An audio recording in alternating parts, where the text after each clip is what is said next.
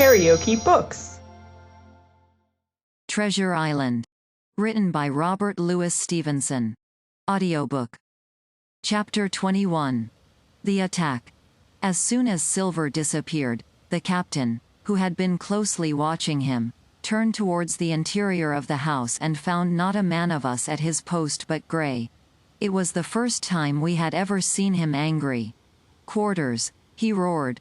And then, as we all slunk back to our places, "Gray," he said, "I'll put your name in the log. You've stood by your duty like a seaman." "Mr. Trelawney, I'm surprised at you, sir." "Doctor, I thought you had worn the king's coat. If that was how you served at Fontenoy, sir, you'd have been better in your berth." The doctor's watch were all back at their loopholes. The rest were busy loading the spare muskets, and everyone with a red face, you may be certain, and a flea in his ear, as the saying is. The captain looked on for a while in silence. Then he spoke.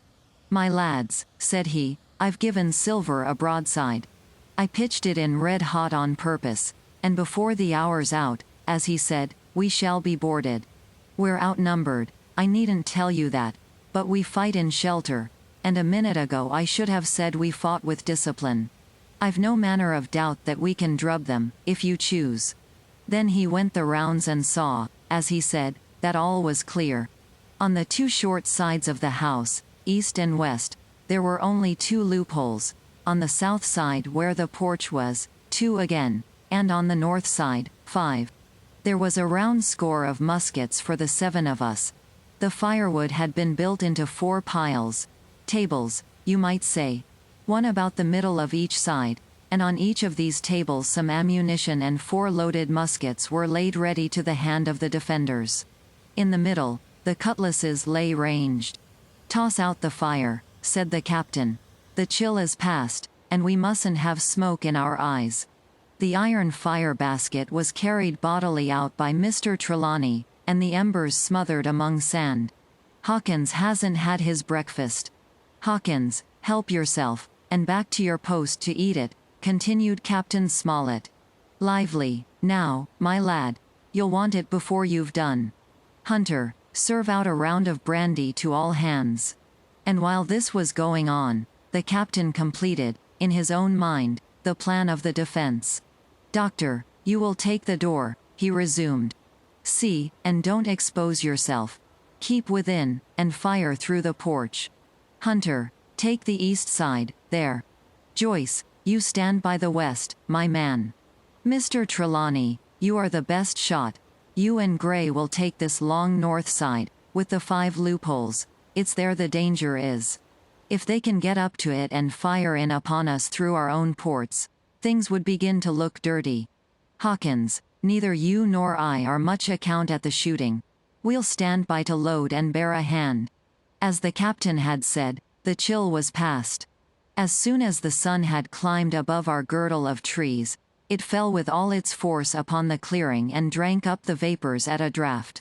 Soon the sand was baking, and the resin melting in the logs of the blockhouse. Jackets and coats were flung aside, shirts thrown open at the neck, and rolled up to the shoulders, and we stood there, each at his post, in a fever of heat and anxiety.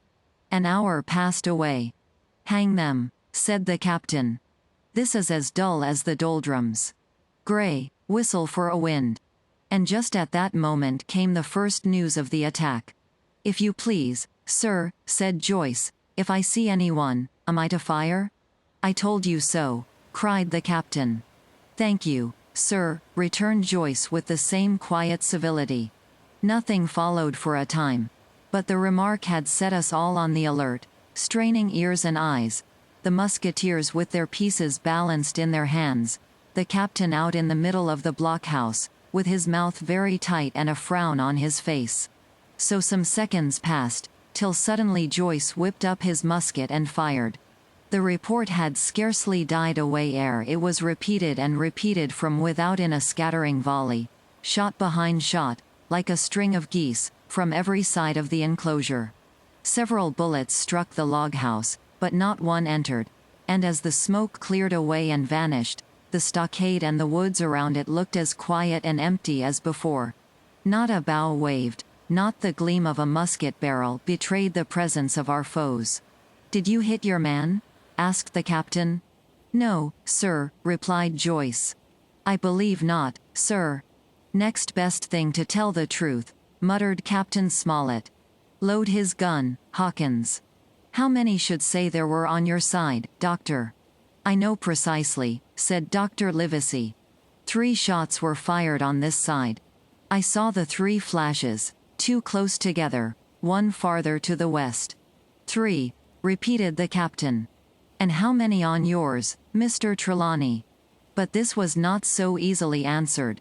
There had come many from the north, 7 by the squire's computation, 8 or 9 according to Gray. From the east and west only a single shot had been fired. It was plain, therefore, that the attack would be developed from the north, and that on the other 3 sides we were only to be annoyed by a show of hostilities. But Captain Smollett made no change in his arrangements. If the mutineers succeeded in crossing the stockade, he argued, they would take possession of any unprotected loophole and shoot us down like rats in our own stronghold. Nor had we much time left to us for thought. Suddenly, with a loud huzzah, a little cloud of pirates leapt from the woods on the north side, and ran straight on the stockade. At the same moment, the fire was once more opened from the woods, and a rifle ball sang through the doorway, and knocked the doctor's musket into bits. The boarders swarmed over the fence like monkeys. Squire and Gray fired again and yet again. 3 men fell, 1 forwards into the enclosure, 2 back on the outside. But of these, 1 was evidently more frightened than hurt, for he was on his feet again in a crack, and instantly disappeared among the trees.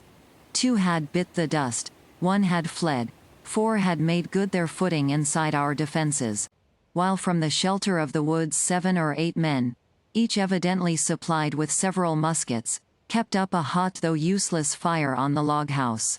The 4 who had boarded made straight before them for the building, shouting as they ran, and the men among the trees shouted back to encourage them. Several shots were fired, but such was the hurry of the marksmen that not one appears to have taken effect. In a moment, the 4 pirates had swarmed up the mound and were upon us. The head of Job Anderson, the boatswain, appeared at the middle loophole. "At 'em, all hands, he roared in a voice of thunder. At the same moment, another pirate grasped Hunter's musket by the muzzle, wrenched it from his hands, plucked it through the loophole, and with one stunning blow, laid the poor fellow senseless on the floor. Meanwhile a third, running unharmed all around the house, appeared suddenly in the doorway and fell with his cutlass on the doctor. Our position was utterly reversed. A moment since we were firing, under cover, at an exposed enemy. Now it was we who lay uncovered and could not return a blow. The log house was full of smoke, to which we owed our comparative safety. Cries and confusion, the flashes and reports of pistol shots, and one loud groan rang in my ears. "Out, lads, out, and fight 'em in the open." "Cutlasses!" cried the captain.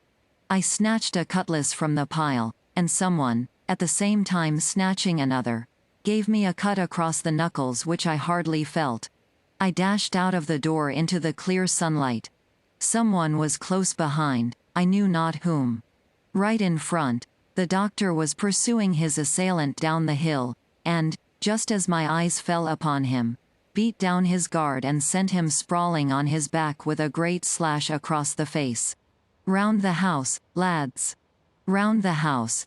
cried the captain, and even in the hurly-burly, I perceived a change in his voice. Mechanically, I obeyed, turned eastwards, and with my cutlass raised, ran round the corner of the house. Next moment I was face to face with Anderson. He roared aloud, and his hanger went up above his head, flashing in the sunlight. I had not time to be afraid, but, as the blow still hung impending, leapt in a trice upon one side, and missing my foot in the soft sand, rolled headlong down the slope. When I had first sallied from the door, the other mutineers had been already swarming up the palisade to make an end of us. One man, in a red nightcap, with his cutlass in his mouth, had even got upon the top and thrown a leg across. Well, so short had been the interval, that when I found my feet again all was in the same posture, the fellow with the red nightcap still halfway over, another still just showing his head above the top of the stockade. And yet, in this breath of time, the fight was over and the victory was ours. Gray, following close behind me, had cut down the big boatswain ere he had time to recover from his last blow. Another had been shot at a loophole in the very act of firing into the house, and now lay in agony, the pistol still smoking in his hand. A third, as I had seen, the doctor had disposed of at a blow. Of the 4 who had scaled the palisade, one only remained unaccounted for, and he, having left his cutlass on the field, was now clambering out again with the fear of death upon him. "Fire! Fire from the house!" cried the doctor. "And you, lads, back into cover." But his words were unheeded, no shot was fired, and the last boarder made good his escape, and disappeared with the rest into the wood. In 3 seconds nothing remained of the attacking party but the 5 who had fallen, 4 on the inside, and 1 on the outside of the palisade. The doctor and Gray and I ran full speed for shelter. The survivors would soon be back where they had left their muskets, and at any moment the fire might recommence. The house was by this time somewhat cleared of smoke, and we saw at a glance the price we had paid for victory. Hunter lay beside his loophole, stunned. Joyce by his, shot through the head, never to move again. While right in the center, the squire was supporting the captain, one as pale as the other. "The captain's wounded," said Mr. Trelawney. "Have they run?" asked Mr. Smollett. "All that could, you may be bound," returned the doctor, "but there's 5 of them will never run again." "5!" cried the captain. "Come, that's better. 5 against 3 leaves us 4 to 9. That's better odds than we had at starting. We were 7 to 19 then, or thought we were, and that's as bad to bear." KaraokeBooks.